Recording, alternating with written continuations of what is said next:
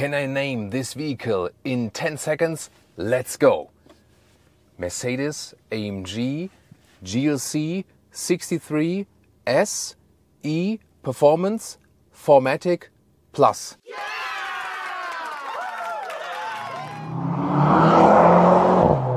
The most powerful Mercedes SUV of all time. How does it perform? And why have Mercedes picked this specific engine concept here? We're going to find out with Thomas Nautogefühl in 4K, full screen, full length. Let's go with the Mercedes AMG GLC 63 SE Performance. Mercedes AMG GLC 63 SE Performance 4MATIC Plus. Yes, now I finally got it. Yeah, at least we could produce one blooper with that, right? And we're also going to find out the differences between GLC 63 and the GLC 43 that will be launched at the same time. I'm going to take you on a tour of all you need to know here in the front. Then here with the vertical fins, Panamericana grille that is more wider here in the lower part, and also these really dramatic lower graphics left and right. This one is also equipped with the AMG Night package. That means a lot of high gloss black all over the vehicle, also at the side mirror caps. And this specific vehicle here is, by the way, first of all, high-tech silver Magno, a matte paint. And it's also equipped with the optional aerodynamic package that, for example, adds this more dramatic effect here on the lower part already.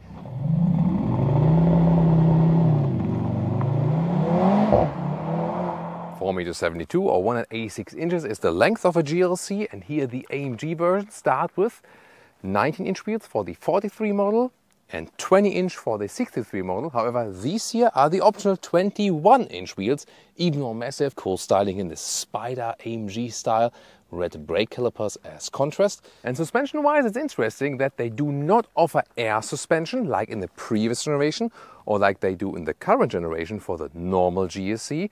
But here they always go as standard with an adaptive suspension without air. But then they say they have such a wide span between comfort and sportiness that they do not need the air suspension. Plus, here in the 63 they have the anti-tilt control and also now the rear axle steering in this generation. However, in the normal Mercedes GLC, up to 4.5 degrees in the opposite direction than the front wheels. Here it's limited to 2.5 degrees because they always equipped with wider tires, most obviously. So they're a little bit limited in the rear axle steering. And it steers in the opposite direction until 100 kilometers an hour or 60 miles an hour. That's a very high threshold indeed. Then it goes in the parallel direction. And with all of these different measures, actually, we're going to find out if it's really true that it does drive comfortable and super sporty at the same time. And will I miss the air suspension in the driving part? We're going to find out very soon. In the rear, very massive, especially towards the lower part, we'll have more high gloss black. And then Autogefühl fake exhaust alloy, because on the inside you can see, there you see the real exhaust and the outer tips are just for beauty purposes and more beauty purposes also here in the top part. And then you have an even larger spoiler here. It also serves aerodynamic purposes indeed, not only just for the beauty actually or for more aggressive look. It adds more downforce, yes. However, that also means higher consumption. Yeah, looks funny, my shadow in the vehicle, right? You always ask me about the regions where we are filming these vehicles. Of course, they are varying, especially also for you, that you have a lot of great images in the background.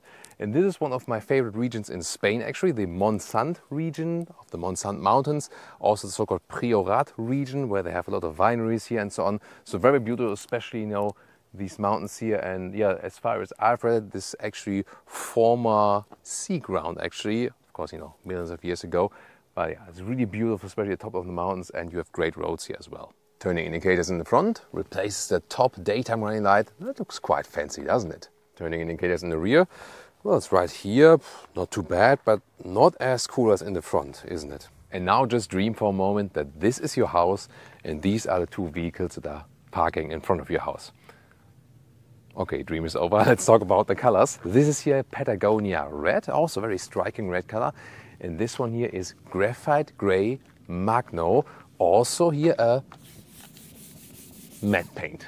And talking about active aerodynamics, here in the front grille, both in the wide top part here and also in the lower part, it can be shut for better aerodynamics. In the lower part, we can even demonstrate that to you, because when you turn on the engine or turn it off, then directly opens or closes.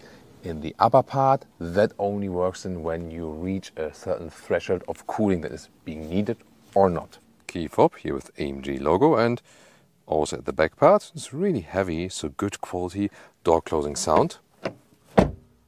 That doesn't sound too good, but once again the Magno paint, I love that, just to touch and feel it. Then inside of the doors, everything wrapped tightly, sadly a lot of high gloss black, and also this one button design here for the seat heating, for example, and for the memory seating.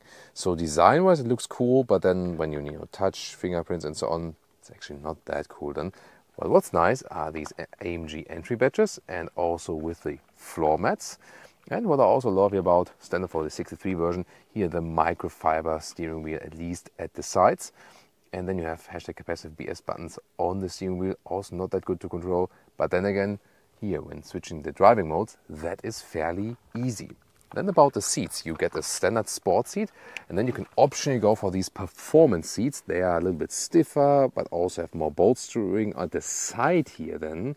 So, it depends. So they hold you tighter, but they're also less comfortable. And usually standard would also be the Dynamica microfiber at the inside of the seats. This is here the optional animal skin pack. If you go for the microfiber, it's also giving you more comfort and more raciness at the same time. Then here, 189, 6'2", still a lot of headroom left. This one is the version here now without a panoramic roof. You could still go for one. And the steering wheel here goes up and down, in and out. Need some ignition for that. Ooh, here we go. And then we can also see how these drive selectors and so on are illuminated. There you can also hear how the sound actuator plays together with the rear exhaust. Yeah, kind of a little bit weird, but while driving, actually it will be a different experience. It's coming up soon. Interior cockpit overview, vertical layout of the infotainment. Here we can get some carbon fiber deco element, that's fancy.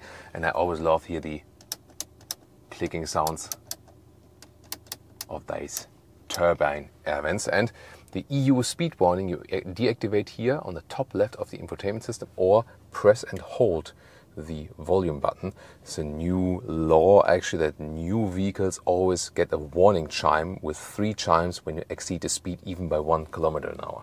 Digital instruments offer special views, not only sport but also super sport then here, or a track pace view where you can even see more telemetry and so on.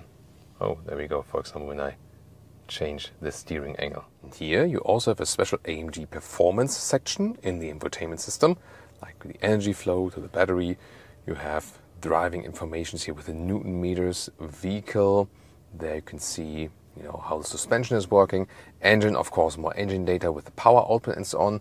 And here IWC, this is then this analog clock I used in the front of the video, or in the beginning of the video. And this is then the stopwatch. It could be, for example, then for a lap timer and so on. Middle console, too much black piano lacquer for my taste. Inside, much space. The cup holders here, they don't hold high bottles enough. USB-C charging, inductive charging pad. And I like this split opening here, more space underneath. Always with a nice closing sound, right? Rear doors, also with soft touch in the top part, and also here, just hardening in the lower part. And then these performance seats here are not playing well as for the legroom. So, yeah, it's really tight then if a tall driver is sitting in the front. Almost no space, so if you stick with the normal sport seats, this will be better, or also in the normal GLC version and so on. Headroom here is no problem. There, the coupe would have some compromise, but it's still quite okay then. And overall, it is actually fairly comfortable in the rear. Again, the performance seats here, these optional AMG performance seats, neither that practical for front and rear seating. They just look cool. As for the trunk or the boot, let's take a look. The basic dimensions here in width and in the length. about 1 meter or 40 inches. That's good. But here, when you have the 63 version with the e-performance battery, then you have this additional step in here. Just you can lift this one here for maybe like a small charging cable or something, but this car will probably never see a charging cable, I predict. And you can also fold the seats, and that's a very good mechanism here, right and left, and they directly fold flat, and it gives you like 118 meters or 71 inches, so loading volume, pretty cool. If you would have later the coupe version maybe, that's also coming out, then of course you have some kind of compromise because this area here is a little bit flatter. Now about the engine. We really have to discuss it about the pros and cons. First of all, let's lift the hood. Looks quite cool already. This is a 2-liter 4-cylinder engine. Sacrilege, yes, the same as in the C63. Then you have here the additional dome strut for more torsional rigidity in the front. Very interesting.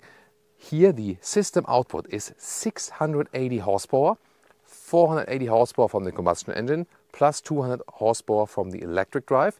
There's an electric motor at the rear axle that is directly powering the rear axle. 2 gears or 2-speed, and that means it also runs over the whole spectrum. It doesn't shut off at some point or something, and it selects the second gear at about 140 kilometers an hour, so like 80 miles an hour. What do they do with this system and why? First of all, the reason for it basically is emission laws in the European Union. So they try to keep the CO2 output and the consumption low on paper. But the problem is that usually you have high displacement, low horsepower. Does usually mean not so high consumption. Here, of course, they do low displacement, high horsepower. Yeah, and in real life, that usually doesn't work out well as for the consumption. We will test, of course, both in our driving part today. The efficiency and the consumption when you just drive normally, and of course, the performance, boosting it out and so on. 3.5 seconds is the acceleration figure to 100 kilometers an hour or 62 miles an hour. That's amazing. And they use F1 technology for the battery. Liquid cooled with a capacity of 4.8 kilowatt hours net. Everyone else gives you the gross figure. I tried to go into the net figure because that's the realistic one, the usable one. That's of course like nothing. So you can charge this car externally, like here on the driver's side, but it doesn't really make any sense. So it is literally a plug-in hybrid, but with that low capacity of the battery, you have electric driving moments, but not for a longer period of time, maybe like 10 kilometers or 6 miles or something, and that's it. The battery is used as a performance boost battery that you always have the full performance, and it's then being constantly charged again by the by the real motor, by the combustion engine. Yeah, and that is of course not good for efficiency. Everything is trimmed on performance, and then you have to ask yourself, if this is done for efficiency reasons and CO2 output and so on to, for the law and emissions, blah, blah, blah, but then again, it's for performance only and it's not really efficient, why would they do that? But we're going to find out in the driving part. You see, I'm very skeptical about this concept, but I can already tell you, because I drove some part already, the driving part is really something else. You will be looking forward to it. I can give you my word on that. Interesting that difference 63 to the 43. Here you have the anti-tilt control at the rear axle. That's an extra to keep it more, keep it more upright. It comes it's an extra. It comes standard with the 63, but it does not come for the 43. And also the overdrive distribution is different. 63 here, more variable, up to 50% of the power to the front. In the 43, you have a fixed ratio. 30% front, 70% in the rear. This one here, the 63, will still remain rear-wheel biased in the all-wheel drive nevertheless. And the acceleration figure, whereas this one here, 3.5 seconds, the 43 model would be at 4.8 seconds. So this one here, the quickest, the most powerful SUV Mercedes has ever built, with this very peculiar or unique concept. But does it work in driving? I want to find out. Everyone ready? Launch control, acceleration, let's go.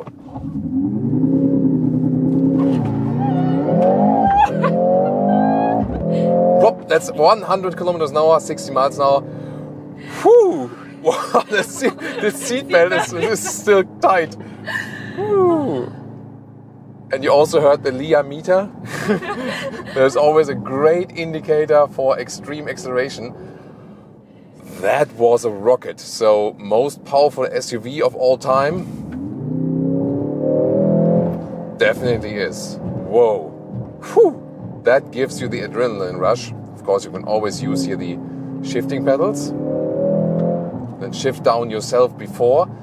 So the electric boost was definitely helping us, but it didn't feel unnatural or something. So really inbound with the vehicle. So performance-wise, yes, definitely. There, the electric boost defo helps. And now let's attack some corners. Sound actuator is actually recording the sound from the exhaust and then recording that bass line, so to speak, and then creating live the sound out of it. So it's not a direct recording, but it is the live source where they create the signal from it. And that's why it's also really aligned to what we do actually with the engine. You of course hear some crackles and pops from the exhaust itself, really. Yeah, my favorite thing is really using the shifting pedals myself. This one here, the 63 model, also exclusively has the anti-tilt control, so the car stays more upright. It doesn't tilt at all. In the Sports Plus mode, the suspension is also set on a stiffer note. It's the adaptive suspension that is ruling very well, both on the comfortable side and also on the sporty side. And that's why they also say, hey, we don't need an air suspension. But actually the air suspension would give you more comfort. But this one is, for a very sporty one, still somewhat comfortable. And of course it delivers you great sportiness here together with the 21-inch wheels, large wheels, also very wide. Therefore the rear axle steering cannot rule that wide as in the normal Mercedes model. Here in the AMG model we still feel something of the air suspension, but they also reduce the degree angle purposely 2.5 degrees because say that's enough and we still want everything to feel naturally. So yes, the normal Mercedes customer should have more flexibility when parking in and out. The AMG customer supposed to have more natural feeling. And here I feel that the vehicle is super agile, but it doesn't feel unnatural from that rear axle steering, I have to say. And also this electric boost, they have integrated here very well. And I feel somehow that in the GLC it feels more natural than in the AMG GT 63, the 4-door we've driven on the racetrack, and also in the S63 with the 8-cylinder, for example. They also have this performance hybrid. But here I feel that the integration is done best so far, that it's really smooth. And the funny thing is, you have always that instant torque. It's almost like driving an electric vehicle as for the performance. But then again, you still have this feedback from the combustion engine. It feels somehow cooler than just driving just an electric vehicle. Wow. Yeah, I realize when I'm starting to have a lot of fun when Leah is trying to hold on to something. You could see her hand grabbing the side handle. Wow. This is so much fun. And I even feel that this, I mean, it is the very same system I used in the C63, but of course in the sedan it's more sacrilege than here in the SUV, and I somehow feel that this whole system is fitting more to the SUV. So, wow, I mean, you know, I'm really skeptical about this system, and I generally don't like the way they're doing that, getting away from more cylinders, and I don't think it makes sense on the efficiency side. It just doesn't. And I really like to have a more natural experience with, you know, like even a naturally aspirated 6 or 8 cylinder. I just love that. But performance wise, you have to say it drives absolutely phenomenal. You really have to admit that. And also suspension wise, this is,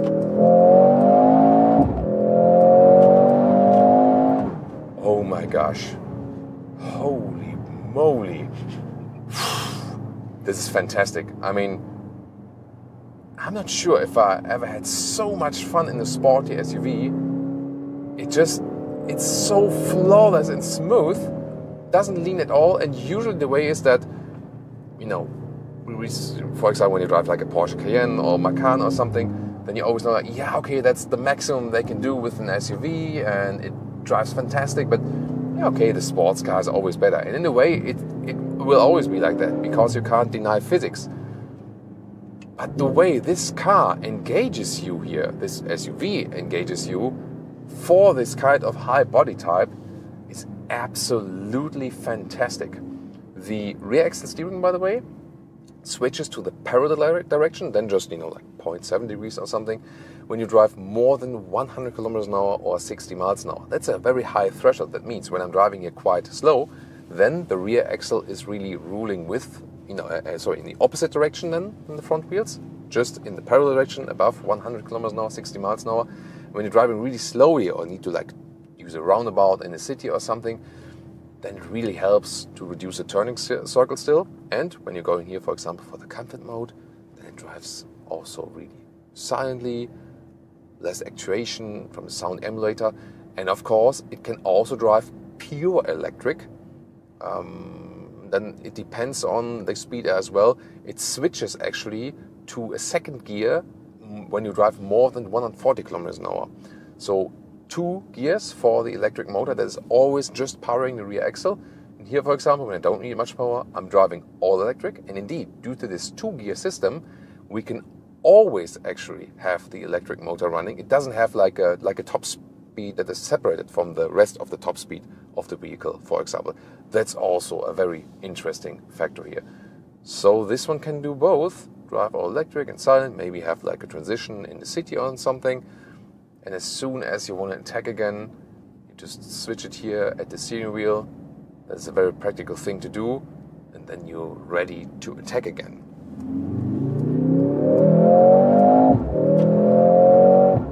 Whew, like this. And then switching down the gears is so much fun actually. That's just amazing. So yeah, driving performance-wise, I could do this actually for hours and hours and hours. That's amazing. Even here, if you are a gear higher than you might need to be for optimum performance, I really like to, you know, have this sound experience. And then this is literally a race car, so never experienced it in such a smooth way and sporty at the same time. I mean, yeah, usually Porsche sets the bar here as for the sporty driving experience, and there are a lot of competitors here. But this one is absolutely on another level driving-wise. I think this is the best sporty driving experience I have ever had in an SUV. So why did they choose this performance plug-in hybrid concept? To bring down the consumption on paper, at the same time give you more power, although cylinders are less and the displacement is less. The overall engine, of course, is also smaller. So did it actually work? First of all, as for the efficiency, fuel consumption, when you're not driving in a performance way, so just cruise control, 100, 120 kilometers an hour, 60, 70 miles an hour and so on, even then around 11 liters on 100 kilometers, so like 21 mpg US, 25 mpg UK. And you might remember our recent GLC 300 episode, where we had a consumption of about 7.5 liters on 100 kilometers, more than 30 mpg US and more than 40 mpg UK. This is a massive difference, although it's both case a 2-liter 4-cylinder. So this engine here is incredibly inefficient. Extreme high consumption even at constant and good speeds where you have good conditions for the consumption and so on. So efficiency-wise, it doesn't work. The only thing that it does is it's on paper better for the CO2 output. So yeah, that's always something that can be highly criticized. Then the overall concept of making things even more complicated, putting, you know, so much extra weight in it, the battery, this Formula One tech in it, plug-in hybrid drivetrain, and then adding all the electronic helpers and with the suspension and here and there. It's a really overcomplicated vehicle on the one hand. On the other hand, you can say, yes, it is a masterpiece of engineering, what they have achieved here and how many complex things are in this vehicle. It's absolutely incredible. But the question is, does it make sense? Well, we have to say that driving-wise, as I just said in the driving part, this has been one of the most incredible rides in an SUV for me ever. And the performance is without doubt outstanding. Such a great acceleration. There, indeed, the e-boost does help. And the driving agility, what they've done with the suspension and so on, I can't believe how good this SUV is riding. You know, you don't feel it's an SUV. So yes, if you compare it to the C63, using a 4-cylinder here is somewhat less sacrilege, because C63 has more heritage, it's a performance sedan and so on and so on. But the question is it so good here in the driving because of that e-performance concept, or although the e-performance concept? Yeah, that's the thing. So I feel the perfect SUV would be this exact vehicle, also in this generation with the suspension and so on, but then as a 3-liter 6-cylinder. That would to me be the best choice overall, and it would even be lower in the consumption.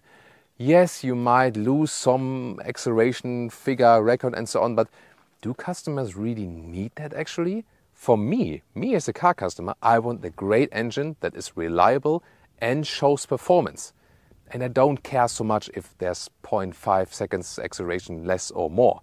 I want it to be great, good sounding and reliable and fitting to the vehicle and not adding extra weight with additional battery and so on. That's my take. What would you think? So the most interesting thing will be now testing the GLC 43 without that plug-in hybrid concept, but still with most of the features except for the anti-tilt control and a little bit different setup as for the all-wheel drive. So might the GLC 43 be the best spot to pick then in the performance SUV segment? We will find out very soon, because in general I can say this GLC here is actually at this moment probably one of the best Mercedes you can buy from the whole model portfolio. And so we will soon update you with the GLC 43 episode, and for now tune into the GLC 300 Coupe or the SUV body type.